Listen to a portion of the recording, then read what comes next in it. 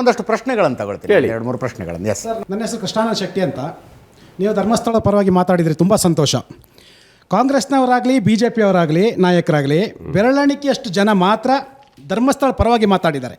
ಮತ್ತೆಲ್ಲ ತಮ್ಮ ಬೇಳೆ ಬೇಯಿಸ್ಕೊತಾ ಇದ್ದಾರೆ ಓಟಿಗೋಸ್ಕರ. ಅದು ಕರ್ನಾಟಕದ ಪ್ರತಿಯೊಬ್ಬ ವ್ಯಕ್ತಿಗೂ ಗೊತ್ತಿದ್ದ ವಿಚಾರ. ಇನ್ನೊಂದು ವಿಚಾರ ಏನಂದರೆ, ಸರ್ ನೀವು ಅವನು ಅನಾಮಿಕ ಹೇಳ್ದ ಅಂತ ಹೇಳಿದ ತಕ್ಷಣ ನಿಮ್ಮ ಸರ್ಕಾರ ಕೋರ್ಟ್ ಆದೇಶ ಇದೆ, SIT ರಚನೆ ಮಾಡಿದೆ, ಓಕೆ, ಕೋರ್ಟ್ಗೆ ನಾವು ಬೆಲೆ ಕೊಡಬೇಕು. ಎಷ್ಟೋ ಕಡೆ ಇದು ಅಗದ್ರಿ, ಮಣ್ಣು ತೆಗೆದ್ರಿ, JCB ಯೂಸ್ ಮಾಡ್ರಿ, ದೊಡ್ಡ ದೊಡ್ಡ ಅಧಿಕಾರಿಗಳನ್ನು ವಾಚ್ಮ್ಯಾನ್ ಥರ ಯೂಸ್ ಮಾಡ್ಕೊಂಡವನು ಯಾರು? ಅನಾಮಿಕ ಮತ್ತು ಅವರ ತಂಡ. ಕೋಟಿಗಟ್ಟಲೆ ನಮ್ಮ ಕರ್ನಾಟಕ ಜನರ ತೆರಿಗೆ ಹಣವನ್ನು ಯೂಸ್ ಮಾಡಿದ್ದಾರೆ. ಕರೆಕ್ಟಾ? ಕರ್ನಾಟಕದ ಜನರ ಹಣ ಅದು, ತೆರಿಗೆ ಹಣ. ಈಗ ಅಲ್ಲಿ ಒಂದು ಮೂಳೆನೂ ಸಿಕ್ಕಿಲ್ಲ, ಬುಡನೂ ಸಿಕ್ಕಿಲ್ಲ, ತಲೆಕೂದಲು ಸಿಕ್ಕಿಲ್ಲ, ಅಥವಾ ಯಾರಿಗೂ ನ್ಯಾಯನೂ ಸಿಕ್ಕಿಲ್ಲ. ಅಲ್ಲಿ ಧರ್ಮಸ್ಥಳಕ್ಕೂ ನ್ಯಾಯ ಸಿಕ್ಕಿಲ್ಲ. ಆದರೆ ಆ ತೆರಿಗೆ ಹಣವನ್ನು ಆ ಅನಾಮಿಕ ಮತ್ತು ಅವನಿಗೆ ಸಂಬಂಧಪಟ್ಟ ವ್ಯಕ್ತಿಗಳಿಂದ ನೀವು ರಿಕವರಿ ಮಾಡ್ತೀರಾ ನಿಮ್ಮ ಸರ್ಕಾರ, ಅಥವಾ ಕೊಟ್ಟನ್ ಕೋಡಂಗಿ ಇಸ್ಕೊಂಡು ನೀರು ಬಂದಂತ ಹಾಗೆ ಇಲ್ಲಿ ಕೋರ್ಟ್ ಮ್ಯಾಟ್ರ್ ಇರೋದ್ರಿಂದ ಆ ಅನಾಮಿಕ ಹೇಳಿದ್ದ ಕೆಲವು ಪ್ಲೇಸ್ಗಳಿಗೆ ನಾವು ಮಾಡಲೇಬೇಕು. ಇದು ಸರ್ಕಾರದಲ್ಲಿ SIT ಕೊಟ್ಟ ಮೇಲೆ ಮಾಡ್ತಾರೆ. ಇದಕ್ಕೆ ಖರ್ಚು ವೆಚ್ಚ ಅಂತ ಬರಲ್ಲ. ಎಷ್ಟೋ ಇದು ಖರ್ಚಾದರೂ ಸಹ ಅದು ಏನು ಮಾಡಲಿಕ್ಕಾಗಲ್ಲ, ನಾವು ಹಾಕಲೇಬೇಕದು ಸರ್ಕಾರ ಮಾಡೇ ಮಾಡ್ತಾರೆ. ಒಂದು ಕ್ಷೇತ್ರದಲ್ಲಿ ಇದಾದಂಥ ಸಂದರ್ಭದಲ್ಲಿ ಇವೆಲ್ಲ ಮಾಡೇ ಮಾಡ್ತಾರೆ. ಅದಕ್ಕೆಲ್ಲ ನಾವು ಸೌಲಭ್ಯ ಕೊಡಲೇಬೇಕು, ಸರ್ಕಾರ ಅದಕ್ಕೆ ಸೌಲಭ್ಯ ಕೊಡಲೇಬೇಕು. ಅದನ್ನು ತುಂಬೋದು ಬಿಡೋದು ಆಮೇಲೆ ನೋಡೋಣ, ಅವನಿಗೆ ಏನಾಗಬೇಕು ಅನ್ನೋದು ಮುಂದೆ ನೋಡಿ. ಇದರಲ್ಲಿ ಬಹಳ ಇಮೋಷ್ನಲ್ ಆಗಿ ಐ ಕ್ಯಾನ್ ಅಂಡರ್ಸ್ಟ್ಯಾಂಡ್. ಧಾರ್ಮಿಕ ನಂಬಿಕೆಗಳು, ಶ್ರದ್ಧೆಗಳಿರ್ತವೆ, ಐ ಕ್ಯಾನ್ ಅಂಡರ್ಸ್ಟ್ಯಾಂಡ್. ಬಟ್ ಭಾಳ ಏನು ನ್ಯೂಟ್ರಲ್ ಆಗಿ ಯೋಚನೆ ಮಾಡೋದಾದರೆ, ಕೃಷ್ಣಾನಂದ ಶೆಟ್ಟಿ ಅವರೇ, ನ್ಯೂಟ್ರಲ್ ಆಗಿ ಯೋಚನೆ ಮಾಡೋದಾದರೆ, ಒಂದು ಗಂಭೀರ ಆರೋಪ ಬಂದಂಥ ಸಂದರ್ಭದಲ್ಲಿ ನಮ್ಮ ಧಾರ್ಮಿಕ ಭಾವನೆಗಳನ್ನು ನಾವು ಹತ್ತಿಕ್ಕೊಳ್ಬೇಕಾಗತ್ತೆ. ಒಂದು ಗಂಭೀರ ಆರೋಪ ಅಂದರೆ ಯೋಚನೆ ಮಾಡಿರಿ, 100 ಕೊಲೆಗಳು ಅಂತ ಅನಾಮಿಕ ಕಂಪ್ಲೇಂಟ್ನಲ್ಲಿ ಬರೋದ. ಒರಿಸ್ಸಾದ ಒಂದು ಚಾನಲ್ನಲ್ಲಿ ಮಾರನೇ ದಿವಸ ನೋಡ್ತಾ ಇದ್ದೆ, ಸಾವಿರಾರು ಹೆಣಗಳು ಅಂತ ಆಗ್ಬಿಡ್ತದು. 100 ಇದ್ದದ್ದು 1000 ಆಗೋದಕ್ಕೆ 12 ಗಂಟೆಗಳ ಸಾಕಾಯಿತು.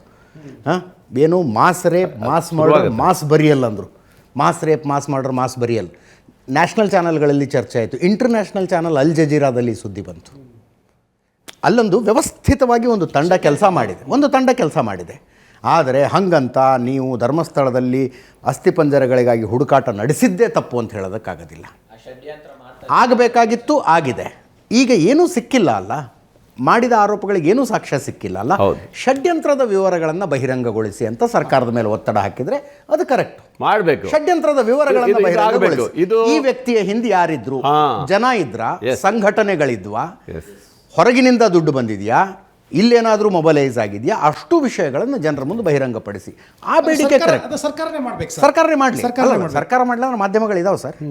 ನಾವು ಬಿಡೋದಿಲ್ಲ, ನಾವು ಮಾಡ್ತೇವೆ. ನಾವು ಮಾಡ್ತೇವೆ. ನಾವು ಸರ್ಕಾರದ ಆ ವ್ಯಕ್ತಿ ವಿರೋಧವಾಗಿ ಇದ್ದೀವಿ ನಾವು ಇವತ್ತು. ಸರ್ಕಾರ ಅದು ಮಾಡಲೇಬೇಕಂತ ನಾನು ಹೇಳ್ತೇನೆ.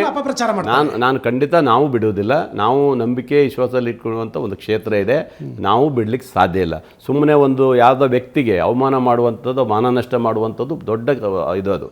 ಹಾಗೆ ಇವತ್ತು ದೊಡ್ಡ ಕ್ಷೇತ್ರ, ಅಲ್ಲಿ ಇದ್ದಂಥ ಇದಕ್ಕೆ ಏನು ಆಗಬೇಕು ಅದನ್ನು ಮುಂದೆ ಅದು ಆಗಲಿ. SIT ಮುಗಿದ ತಕ್ಷಣ ಮುಂದೆ ಉತ್ತರ ಕೊಡಲಿಕ್ಕೆ ಮುಖ್ಯಮಂತ್ರಿಗಳಿದ್ದಾರೆ. ನಾವು ಮಾತಾಡಿದ್ದೀವಿ ಮುಖ್ಯಮಂತ್ರಿಗಳ ಹತ್ರ. ಆ ಥರ ಯಾವುದೇ ಘಟನೆ ಆಗಲಿಕ್ಕೆ ನಾವು ಬಿಡೋದಿಲ್ಲ. ಅವ್ರನ್ನ ಮಾತ್ರ ನಾನು ಮೊನ್ನೆನೇ ಹೇಳಿದ್ದೀನಿ, ಆ ವ್ಯಕ್ತಿಗೆ ನೇಣಿ ಹಾಕಬೇಕು ಅಂತ ಹೇಳಿದ್ದೆ ನಾನು. ಯಾಕಂದರೆ ಏನು ಸುಮ್ಮನೆನಾ ಒಂದು ಕ್ಷೇತ್ರದಲ್ಲಿ ಅವಮಾನ ಮಾಡುವುದು, ಕ್ಷೇತ್ರಕ್ಕೆ ಹಾನಿ ತರುವಂಥದ್ದು ಇದು ಸಾಮಾನ್ಯ ವಿಚಾರ ಅಲ್ಲ. ಅವರು ಯಾವ ಕಾರಣಕ್ಕೂ ಬಿಡಬಾರ್ದು ಅಂತ ನಾನು ಹೇಳಿದ್ದೀನಿ. ಅದರ ಜೊತೆಗೆ ನಿಮ್ಮ ಸರ್ಕಾರದಲ್ಲಿರುವವರು, ಪಕ್ಷದಲ್ಲಿರುವವರ ಬಗ್ಗೆ ಯಾರಾದರೂ ಒಂದು ಶಬ್ದ ಬಳಸಿದ್ರೆ ಸುಪ್ರೀಂ ಕೋರ್ಟ್ ತನಕ ಹೋಗಿ ಬಡದಾಡ್ತೀರಿ ನೀವು.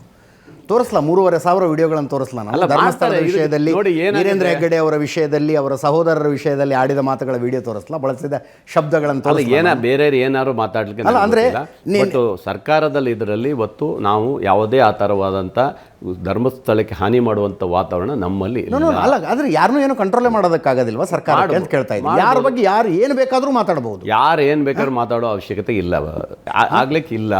ಅವ್ರವ್ರು ಹೇಳಿಕೆ ಕೊಟ್ಟರೆ ಅದು ತಪ್ಪಾಗತ್ತೆ. ಧರ್ಮಸ್ಥಳಕ್ಕೆ ಅದದ ಹೆಸರಿದೆ, ಸುಮ್ಮನೆ ಏನೇನು ಹೇಳಿಕೆ ಕೊಡುವಂಥದ್ದಿಲ್ಲ. ಅದನ್ನು SIT ಕ್ಲೋಸ್ ಮಾಡುತ್ತೆ. ಅದು ಮುಕ್ತಾಯ ಮಾಡಿದ ನಂತರ ವಿಧಾನಸೌಧದಲ್ಲಿ ಇವತ್ತು ಅದನ್ನು ನಮ್ಮ ಮುಖ್ಯಮಂತ್ರಿಗಳು ಅದರ ಬಗ್ಗೆ ಚರ್ಚೆ ಮಾಡ್ತಾರೆ.